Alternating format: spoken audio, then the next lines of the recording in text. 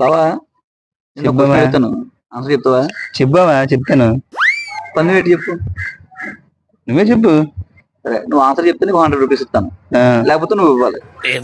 నేను ఇవ్వాలా? ఏ చాలా క్రిటికల్ గా అడిగిలా ఉన్నావు. ఏరిగి ఉందా లేదు చెప్పు. చెప్పు, ముందు క్వశ్చన్ ఏంటో చెప్పు. సరే, ఒక రైతుకి 4 కొడుకులు ఉన్నారు. 4 ఉన్నారా? ఓకే, అతనికి 16 ఆవులు ఉన్నాయి. 16 ఆవులు. 16 ఆవులకి 16 నెంబర్లు పెట్టాడు. ఒక ఆవుకి 1, ఒక ఆవుకి 2, ఒక ఆవుకి 3, ఇలా 16 ఆవులకి 16 నెంబర్లు పెట్టాడు. Okay okay. ఏ నెంబర్ ఆవు అన్ని లీటర్లు పాలిస్తుంది? అంటే 1వ నెంబర్ ఆవు 1 లీటర్ వస్తుందా? 2వ నెంబర్ ఆవు 2 లీటర్లు, 16 నెంబర్ ఆవు 16 లీటర్లు. అలాగే ఇప్పుడు ఆ రైతుకి 4 కొడుకులు ఉన్నారు కదా, 4 గొడవలు ఆడుకొని మాకు ఆవుల్ని పంచమని చెప్పి అన్నారు.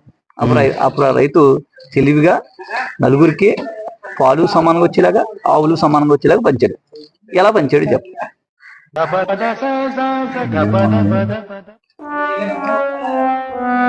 ఏముంది, మనిషి 4 ఆవులు పంచేస్తాడు, సరిపోద్ది. మరి పాలు సమానంగా రావాలి కదా, పాలు ఎలా సమానంగా వస్తాయి?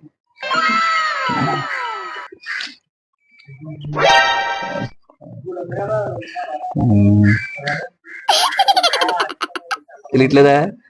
సరేలే, వద్దులే. సరే, మనం ఆడియన్స్ అడుగుదాం.